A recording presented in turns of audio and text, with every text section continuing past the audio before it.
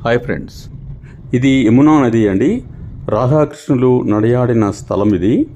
Last week మేము బృందావనం వెళ్ళామండి. ఢిల్లీ నుంచి ఆగ్రాకు వెళ్ళే రూట్లో ఈ బృందావనం ఉంటుంది. రాధాకృష్ణ ప్రేమ మందిరం, రాధా మందిరం ఇవి చాలా బాగుంటాయి. ఇక్కడంతా గోశాలలు చాలా హెవీగా ఉంటాయి. ఇది రాధాకృష్ణ ప్రేమ మందిరం. ఇది చాలా బాగుందండి, బ్యూటిఫుల్గా ఉంది. చూడండి ఎలా ఉందో.